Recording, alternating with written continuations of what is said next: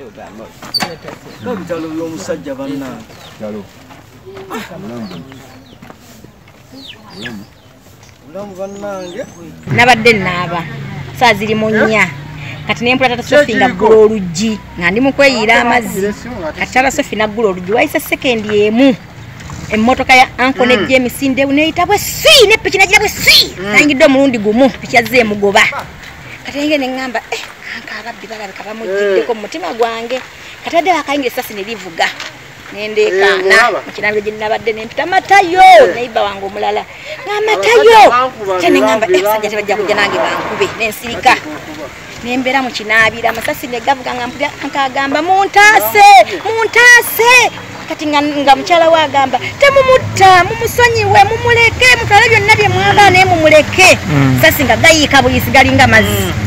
Amanya gange Sekatongole Rogers omutuuze w'e Nakirama okusinziira ku nsasage gye twafunye ekiro saa zaade zigenda mu 5 twafunye okunyolwa n'okufuna ekikangabwa nga twafiiriddwako omutuuze munnaffe Lawrence abadde ow'amaanyi omukukutivu mu bya mobile money ku luguudo lw'e Nakawoka Road naye nga kiteeberezebwa okuba nti abazigu bamukwasa mmundu abamu babadde mu kikomera abaga nti babadde bamuwondera ku ppiki n'oluvannyuma lw'okuyingira basoose kuba asikaali era okuba asikaali naye bafunye obudde okumujja mu mmotoka okuba tetufunye mukisa kuyingirako munda naye nga agava munda galaga nti ne bamukubidde ebbali w'emmotoka naye nga abamu bagamba essente zaatwalibwa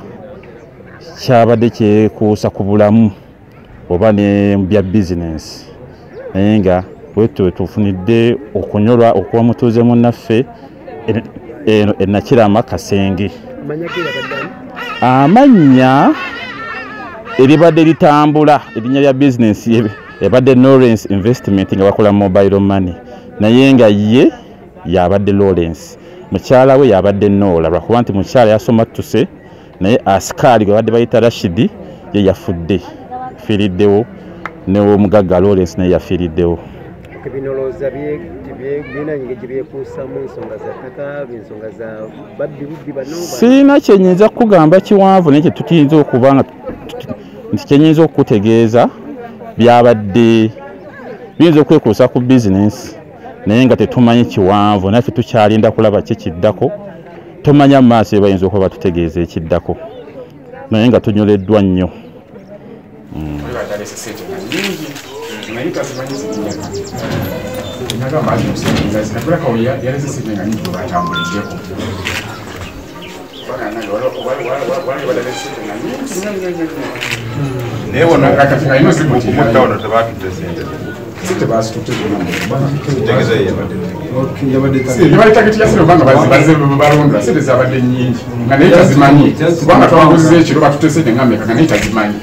Nagama sente nyingi nnyo nange sizimanyi kubanga n'ebikute zange zonna baazitutte.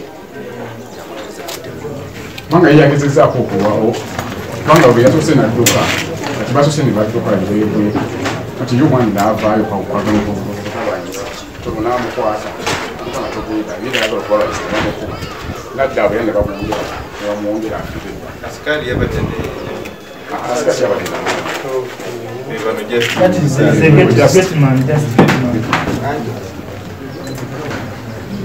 banga yala nyo nagamba ke mutwale ku kimwagala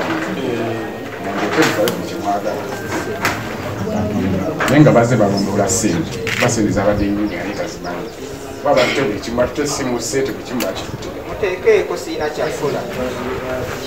Amawulire g'okufa kwa muliraanwa wange gantuuseeko naye gankubye wala obulamu bwe bwagenze olw'abantu abatassa kitiibwa mu bulamu bw'abantu naye kyannaku nnyo. Security abavunaanyizibwa ku byokwerinda bongeremu amaanyi kitalo nnyo. Olowooza kino kyavuga ki empalana mulimu nze kyensuubira ebyempalana tebiriimu. Abadde musajja mukozi abadde alina mobile money ng'eyitako ssente nnyingi kyenkana ku bagagga b'omu kitundu wano 9 ku 10 babadde bayisa ssente zaabwe bazze bakakafu nti ssente weeziri. kyannaku kino kitwala wa ekitundu kyakudda mabega kubanga omuntu nga Lawrence tazikawo era ne mu kitundu balimu babala abalinga Moses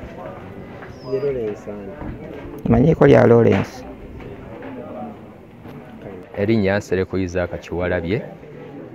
Ekyatuuse mu kitundu kibi nnyo bambi ekyokufiirwa investor waffe ow'amaanyi abadde ne mobile money nyingi branches nyingi kumpi ku luguudo lwonna olw'Ennakawuka, naye okumutta kyatukubye wala bambi. Ekisooka abantu bano kirabika kizibu kya ggwanga, si kya kitundu kyokka kino ekyaffe. Bwali mutuulira ababbi ab'emmundu bagenda babba mobile monies batambulira ku pikipiki, so kiina kye kitutegeeza nti osanga control ku mmundu teriiwo. Tusaba gavumenti efune control ku mmundu zaayo. Kituleetera n'okulowooza nti ate oba bannaffe abali mu mbeera ezo bamukwata mmundu ate be beefuula abamu ne bajja ne batubba, kuba tubiwuliddeko. Waliwo mmundu ze bakwata ate nti gundi waliwo omusirikale yagipangisizza, control yeeyongere. Kino kigenze wala, si kyababbi bano be tulinako control kuba waliwo be tusobola okwekolerako, naye bano bo tetulina kyabbakolera. Bagamba bwadde ne ligambirwako nnyinibyo. So security eyongeremu amaanyi mu kitundu kino. Ekitundu kyaffe kigenda kudda mabega. Kuba bwe batta abantu abateekamu ssente oba abagagga abato, kitegeeza nti ekitundu mukizizza mabega. Babadde ku pikipiki, kirabika engeri gy'alina branches ennyingi, yabadde akuŋŋaanya ssente nga bajja bamulondoola n'awaka nga bamanyiiwo bulungi nga naawe bw'olabawo kati. So kyababeeredde kyangu okukola bye baagala ne batwala ssente n'obulamu. Kale senga obulamu baabulese, ssente zizzikawo naye obulamu tebuzzikawo. Mayinja yayimba n'agamba nti ebyabalwanya bikoze eki, bizzeemu. Security kati olwo ebyetandise okukubibwamu ebituli, kuba ffe tumanyi nti ababeera n'emmundu babeera ba security era gavumenti yeekola ki, yeziinako control. Naye bino nga ekyali ekaseese nti babamboshinze, kaakati na bino bwe bityo, kitegeeza nti security erimu ebituli yennyini ey'eggwanga. So nnyiniyo yeetaaga yeetereeze, atereeze n'abantu be. Kiwale temuli kulwanira ttaka, bano ba ssente kuba bazze balondoola ssente era baazitutte n'obulamu mwe baabutwalidde. Ensonga eno okusookera ddala erinnya nze Sekate Stewart Kaweesi, kansala w'e Nakirama. Ensonga eno nagiwulidde ku ssaawa nga 6 ogw'ekiro. Omutuuze wange omu bwe yazze nga nnoonya kuba essimu yange yadde yavuddeko omuliro, n'antegeeza nti omwami ono bamusse n'ayagala tujje. Naye abeewange eka ne baŋŋamba nti agumiikirizaamu mujja kugendayo ku makya. Ensonga eno tuzze tukuba omulanga bulijjo eri gavumenti nti obubbi bwa mobile money bususse era tetumanyi kyakukola, kubanga tewannayita mwezi ng'ekitemu balina gwe basseeyo mu Kyengera Town Council, tewannayita bbanga ddene nga ne mu Kinaawa babbyewo era mu Kyengera Town Council. Kitegeeza nti obubbi bususse obwa mobile money. Omwami eyattiddwa olunaku lw'eggulo ye mwami Lawrence Mutasirwa, abadde omusuubuzi omututumufu owa mobile money. Era ku nsonga eyo tusaba gavumenti ekole okunoonyereza okw'amaanyi emmundu ezitta abantu ba bulijjo zivaawa, kuba mu Uganda temulimu dduuka lya mmundu lirina layisinsi. Kitegeeza ziyinza okuba nga zibbibwa kuba ebyokwerinda oba nga za byakwerinda oba nga zikukusibwa ne ziyingizibwa eggwanga. Ekitegeeza nti ebyokwerinda by'eggwanga kati essaawa zino biri mu katyabaga. Omwami ono kiteeberezebwa okuba nti abazigu bayingidde mu kikomera kye ng'obudde bukyali. Ab'emmundu kakati abalala bo bazze bamugoberera ku pikipiki okuva gye yavudde yonna ng'akuŋŋaanya ssente ng'era baziraba. Era bayingidde butereevu, omulagula w'ekikomera bwe yaguddeewo bazze naye butereevu ne bayingira wamu naye ne balyoka batandika okumutulugunya. Era baatulugunyizza okutwala akaseera okutuusiza ddala we yafudde. Era n'omukulu mmeeya w'Ekyengera Town Council naye atuuse okulaba ku nsonga ng'ensonga bwe zibadde.